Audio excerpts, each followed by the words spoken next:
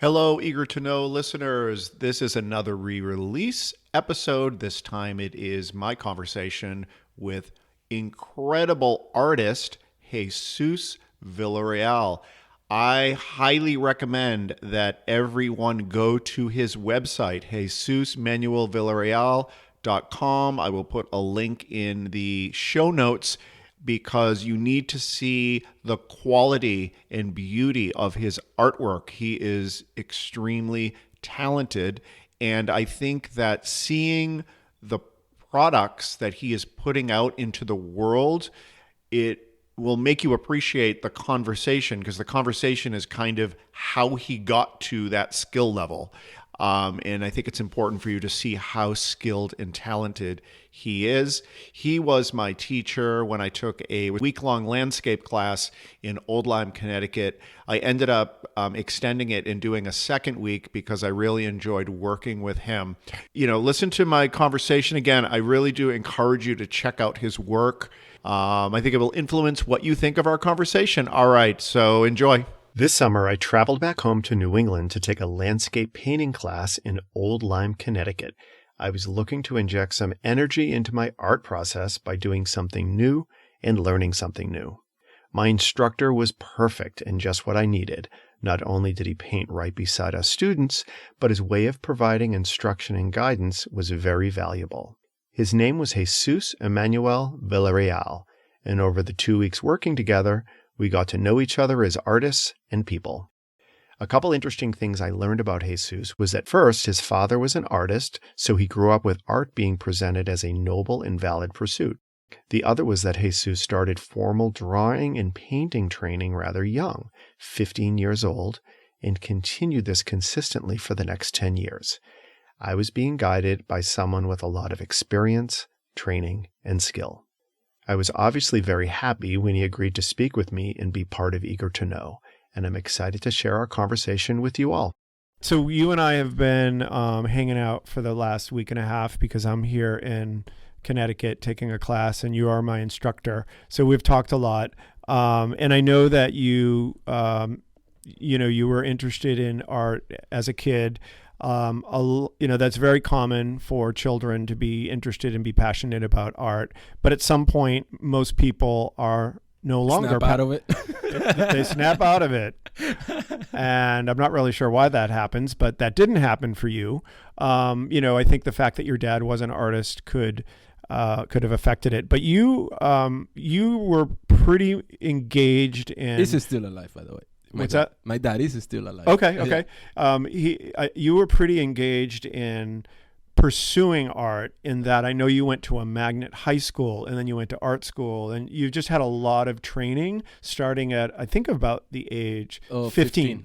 Yeah, 15 years old. That's when I seriously started, because as a kid, and everybody, including Picasso, would say, everybody is an artist, like every kid is an artist, and then they, for some reason, they teach them not to be.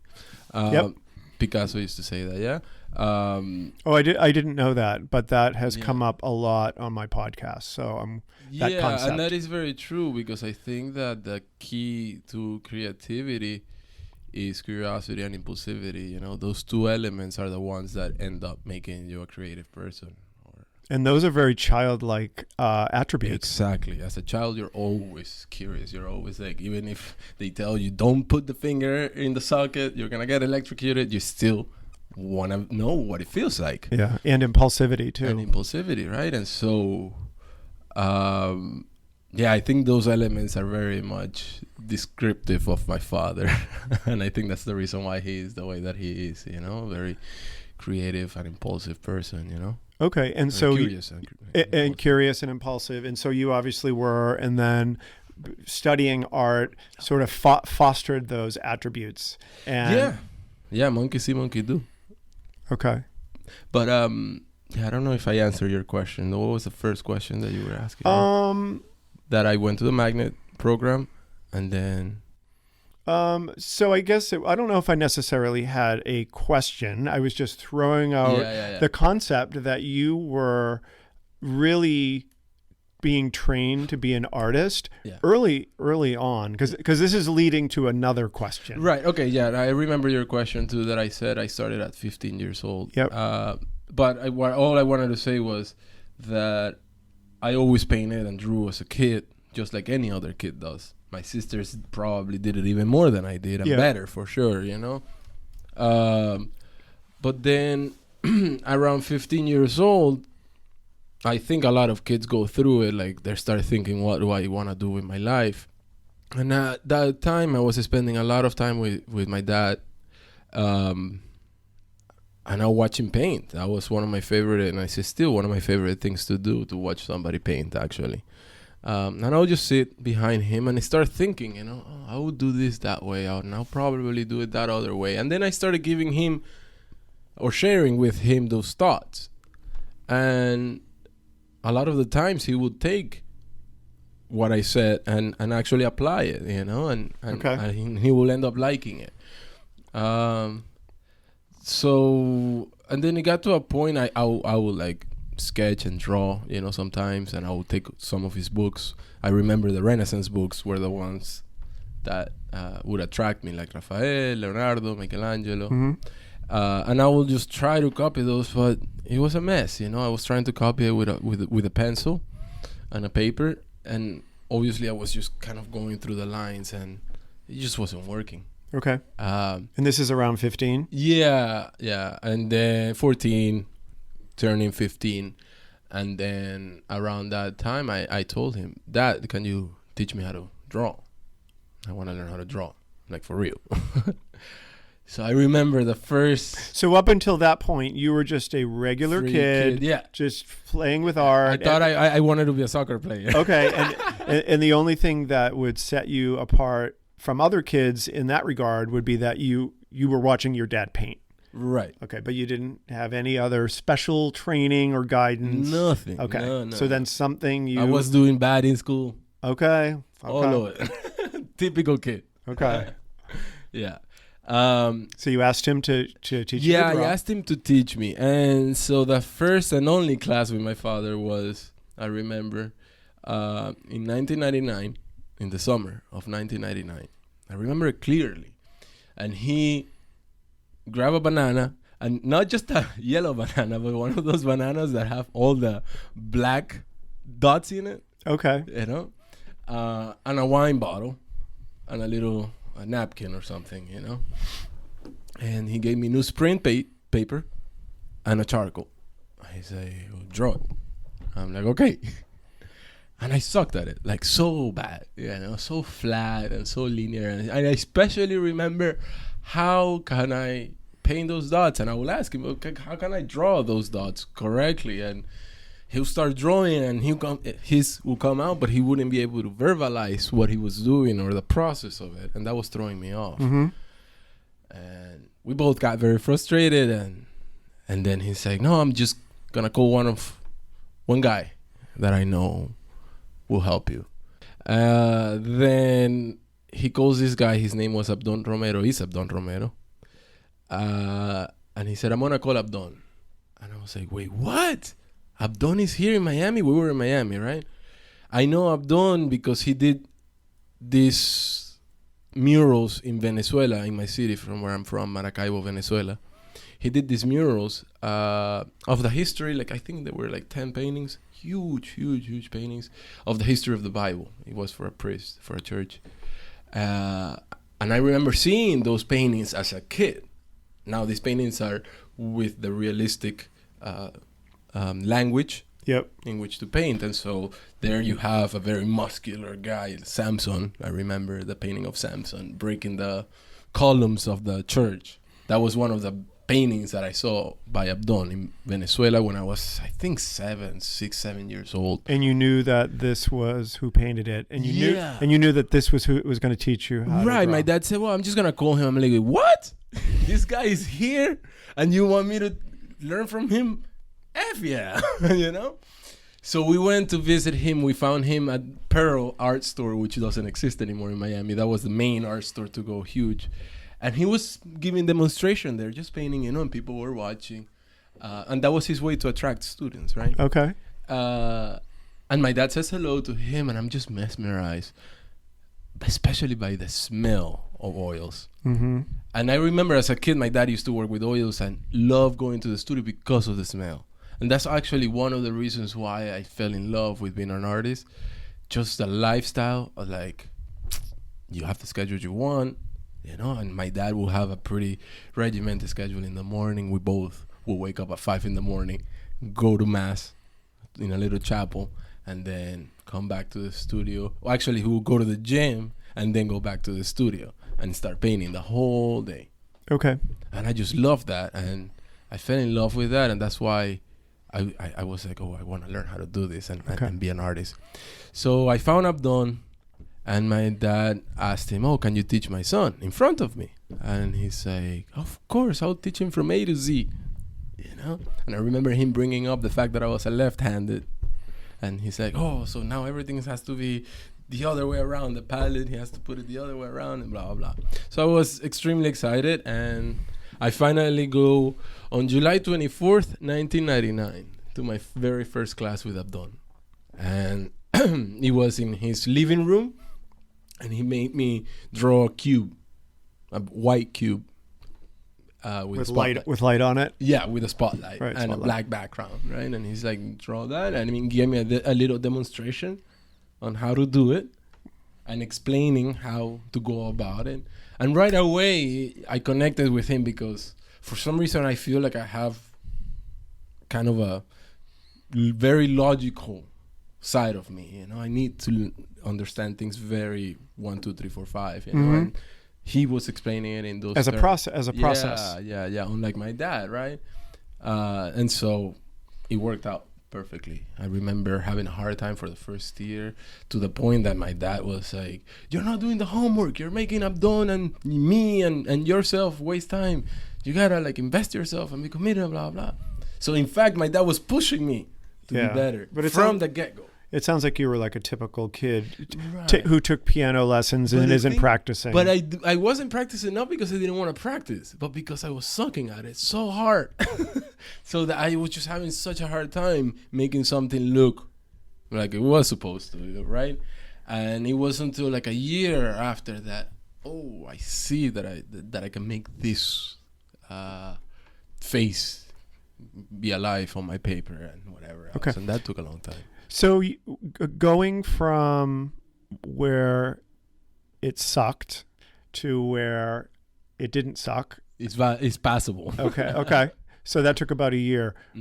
What did you do to go from sucking to passable in a year?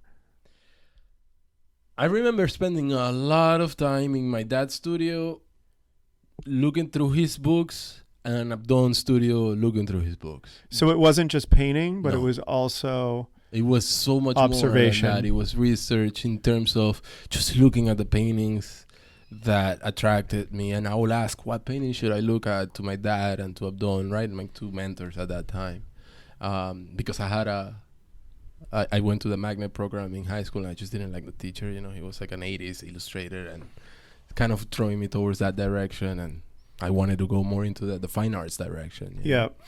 And he was basically looking at books more than anything, reading, but more than reading, looking at the pictures, you know, and kind of trying to figure out how it was made. That's kind of what attracted me the most to the whole situation. It's like, how was this painting or drawing made? It just looks like magic and an apparition here. Like when I see Vermeer, it looks like an apparition, this painting. Yeah. How were they able? Are they even human, you know?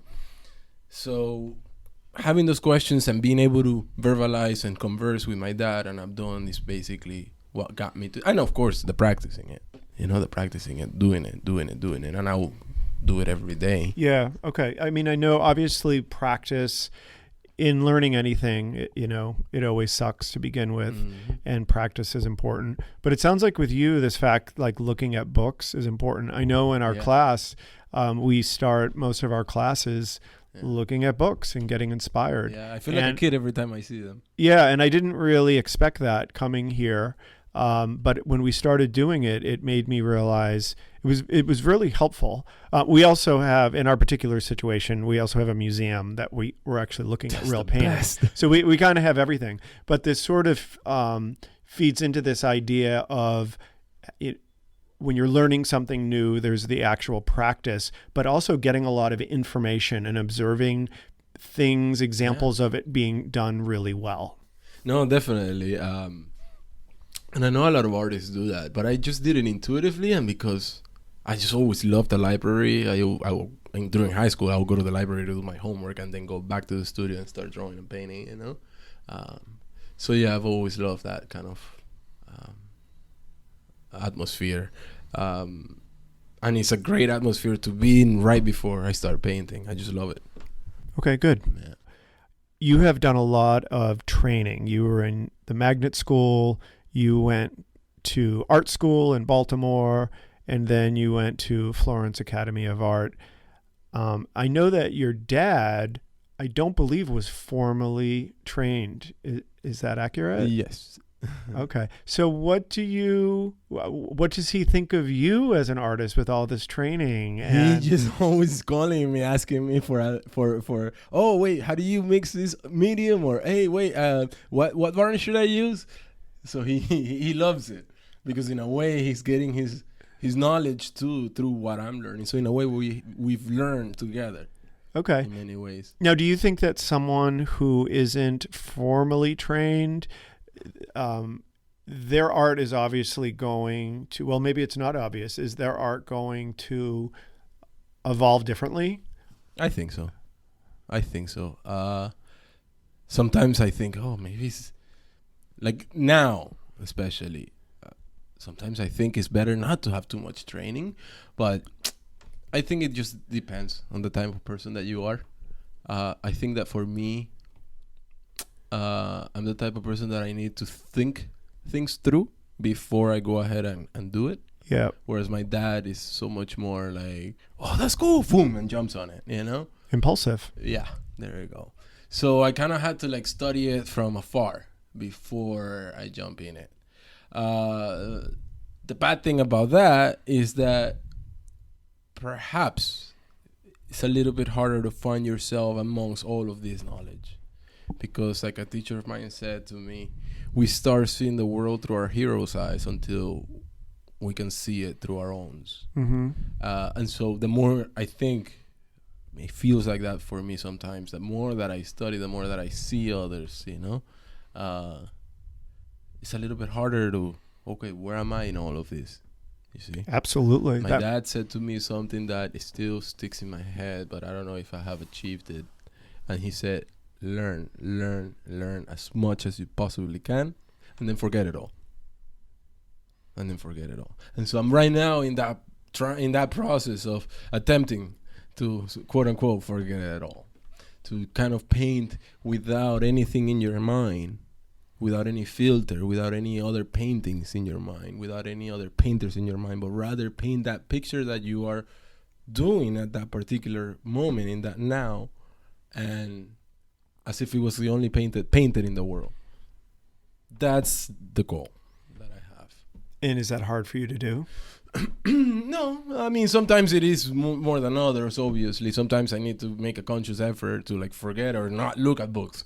I actually had a period where I was not, actually recently, that I wasn't looking at any books or any artists or anything. Kind of forget about it all, or try to. But I think that my most successful work is the one when I do that, or when that has been done successfully.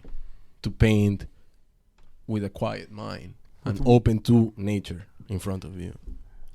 Okay. That makes sense? That makes total sense. But it makes me think that it confirms, in my opinion, that painting is really this big mental, it's a big mental game. It's a labyrinth. Yeah, it's really a mental challenge. I feel like obviously there's technique and skill and practice and all of this, but a huge part of it is just a mental, and getting your brain in the right place, or like you said, blocking everything out, and paying attention to things. And this is going to go into another part of the next part of the conversation, but in really concentrating on what nature is presenting to you. Yeah. And you have to have your antenna or whatever they are, Receptors. completely paying attention Yeah. to what that is. Yeah, And one has to be completely noble in front of nature. Yeah. And open. Like a new empty Tupperware. And just let it all come. And you just basically trying to take, like as I said to you earlier this week, take dictation from nature, as if you're trying to write down what it is that is telling you. And the beautiful thing, and I think the art happens when that shows through your work, through the painting, but also your state of mind or your state of being or your emotionality. That combination is what I think make great work, I agree with you. That's why I like paintings that are very painterly. Like you can see the painter coming through. Exactly. And that's why I prefer things that are more fluid and loose, as opposed to really, tight, hyper. For a lack of a better word, tight. Yeah, tight, hyper realistic paintings. Doesn't excite me as much as someone who you can actually see the hand or the brush, the stroke, or you can see part of the painter coming through. So observing the world with that level of intensity, or I think, what did you say, receptors? Yeah. Is that what you said? Yeah, use that word before. Receptors. Do you ever do photography? I never really got fond of it. So in photography, there's something called ISO, which is the sensitivity of the film. Definitely. So when you're painting, your ISO is at super, super, super sensitive. Yeah. And you kind of have to block everything out, and you have to pay attention to things in a way that how they really are. So for instance, if you're looking at an object, you're no longer looking at the shape of the outline of the object. You're actually looking at the shape, the light, etc. Right. So I'm assuming that type of training started for you when you went to the magnet school. No, that started was through when? Abdon. I really learned everything from my dad, Abdon. A few teachers in MICA. MICA is the Maryland Institute College of Art, the university I went to, and in Florence at the Florence Academy. You've been viewing the world in that way, In shapes and lights. shapes and light for a long time. Yeah, 20 years exactly. So what do you think that has done to how you view the world? And I don't necessarily mean how you view the world with your eyes, but because, for instance, I went to college for engineering. So I was studying calculus, chemistry, and physics for 4 years. That changed, that like rewired my brain. That has carried with me permanently in terms of how I view problems, how I view situations, how I view reality. So when you're looking at what we just looking at shapes and values, I mean, does that affect you, do you think, in any way? I'm sure. Never thought about it directly like that. But I'm pretty sure, that's, I'm sure it has made me realize that things are not necessarily what they seem to be. Yeah, right? that makes that's sense. a big one. I mean, not forcing, but like you said, seeing the world in terms of light and shapes and stuff. I'm doing that. It's a very abstract process. So I suppose I end up doing that with a lot of other things, right? Like when I get to know somebody, for example, I love a superficial connection, sure. But I'm always looking for the meat of it, like what makes you tick.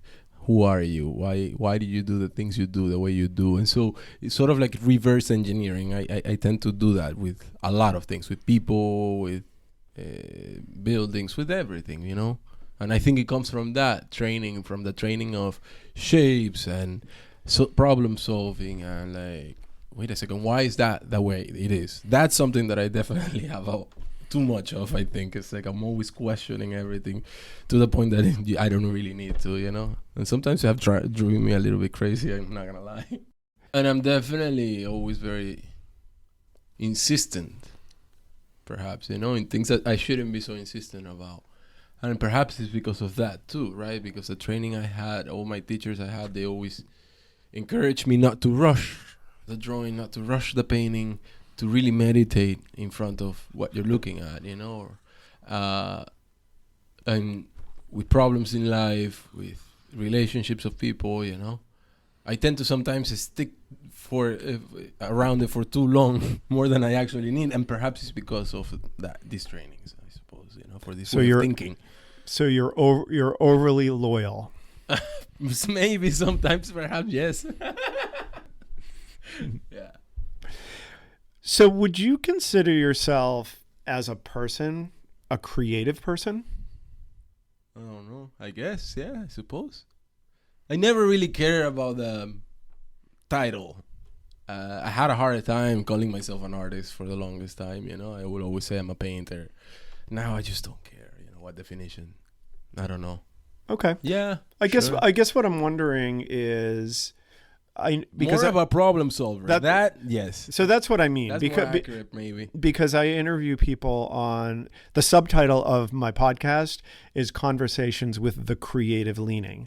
And that doesn't necessarily mean you're an artist. Right. Because I interview people that they are creative in the way that they build their businesses, that they can envision something and then they can create it, or they can solve problems in unique ways that are outside of the norm. So I guess that's what I'm asking more, as obviously I know that you can create a painting, but as a person on this world with, you know, yeah, I mean, I think so, because in order to make it as far as I've made it so far, I had to be creative. You know, how to live as a painter nowadays, you know. You gotta use your creativity to find out how to put food on the table and stuff like that. So, yeah, to answer your question, yes, I am a creative person. Okay, good. So in addition to being an artist, you are also obviously a teacher, because that's how I met you. I'm here taking your class. And I know that you had mentioned that teaching is something that is actually beneficial as an artist. Can you tell me about that? Well, because I think it clears up the basics of what you're doing, in this case, painting and drawing. So you're always having to revise the process, and that process changes as an artist. And so sometimes I share those changes with the students. Sometimes I just keep it very traditional and basic, you know. But yeah, because of that, you're always having to be on your toes, so to speak, you know. Because when you have a student asking you questions, in a way, you have to be alert and you have to know your thing, you know. Just like, for example, in anatomy, when I go and teach the figure next 2 weeks here at the Lime Academy, I will be having to know my muscles and all of that again, you know, my anatomy. And also it sharpens your eye too, because you're having to critique somebody, and sometimes you get very advanced students. The more advanced they are, the harder it is to see the mistakes and what they need to fix. And so it definitely helps, and it sharpens my eye. And also because you have to give demonstrations and whatever, you gotta really sharpen your tools and how to become efficient in painting as well, or drawing. But yeah, I really, really like it. I've always liked it since I started in 2008 officially. You've always enjoyed teaching? Yeah, very much. Yeah. Well, I think you're a great teacher. Thank you. You're very welcome. I mean, that's why I was supposed to be here for a week, but I ended up staying a second week because I felt like your guidance was really valuable. Thank you. You're very welcome. It's just that I remember having a lot of questions as a young student, and different teachers would not give me the straight answer, because, and I think it happens a lot with artists, you know, art teachers. They're so abstract in their thinking that when they go ahead and try to explain something, it's just so abstract that it's just not linear, and it doesn't make any sense. And I remember that. So when I was finally learning the process on how to do certain things, I'll write it down, and I think that that's what helped me become a better teacher, because I'll write it down and then I'll review it and then I'll summarize it again and again and again to make it or boil it down to the simplest thing. Okay. So that simplest thing is in my mind, and so I think doing that is what allowed me to communicate this back to others and kind of distill it for them in the most simple way possible. So it's interesting because we talked about in becoming a better painter or drawer, you would look at books. So this sounds like it's kind of like a 360. Like there's the actual painting, but then there's, doing the research and reading books, but then there's also observing people who are painting and observe. You mentioned you like watching people paint. Yeah. You like to look at paintings that you admire. And then there's also the teaching. So there's all this other stuff besides just actually doing the painting that helps you move things forward. Definitely. And I think that that's really probably applicable to anyone learning anything. You probably, in addition to just doing that, you got to watch it first. You got to watch it and then research it. And then if you can teach someone, whatever that means it you is, understood it. And it sounds like that would actually help you as well. Yeah, absolutely. And sometimes too, the students inspire me. You see, because for example, with you, I see you getting more and more confidence throughout this week, painting outside. And that in itself just inspires me whenever I'm having a problem with my painting. I'm like, man, no, I gotta use that courage that my students using, for example, And so, it's like a musician on a concert, right? You feed off that energy as well. Yeah, that makes sense. Yeah. So are there a couple things, tips, guidelines, ideas that you can share with people that are listening to this that want to be more creative or to engage their artistic skills? Yes. If you get excited about something, go for it at that particular moment right away. Just jump on it. Yes. That's the best advice that I can give for that in specific, yeah? Like, so for example, if somebody's like, oh my God, I really love this drawing. I want to figure out how to do it because I want to do that too. It's like, jump on it and find the best people. And that will lead you to all of this that we talked about, I think. And best people, because I know that having people help you was a big part of you starting up. So you think that's a big part of it? Well, again, as I said at the beginning, for some people, because at least if you jump on it, like I said, first, and then you're able to develop just like that, then you will stay there and just do it that way. Like many artists are very self-taught. But if that's not enough, then find the best people to do it with and learn from them, But yeah, I mean, always you'd have to find the people that do it best, even if you're not necessarily looking for their teaching, It's always good to be surrounded by people that inspire you, right? So yeah, I would agree. I've said before that staying connected to other people that are doing the same thing as you is very important because that's going to encourage you. Now, on the flip side, if you're staying connected with people that are doing the bad things, they will lead you down the wrong path. Right. Hopefully, everybody uses their own wisdom, right, to choose. And again, it depends because I'm a realist painter, figurative painter, or whatever you want to call it. But then if you are an abstract painter or a person that works with collage, like you find the best people that you think for that particular area, and then you try to connect with them, But please go on it from a human level, because I've had people approach me wanting to, I want to learn this. And so they just start sucking your blood, so to speak, like a vampire. And it's like, no, not like that.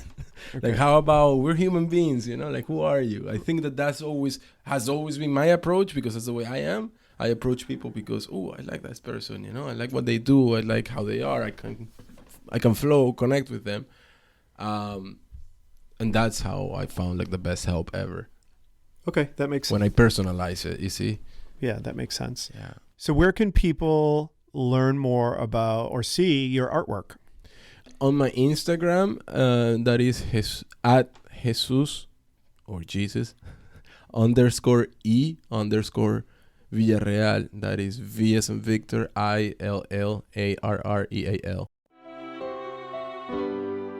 My name is Ricky McGuckran, and you have been listening to Eager to Know, the podcast. If you haven't already, please go to Apple Podcasts and subscribe, rate, and review this podcast. Join me next week for another Eager to Know podcast.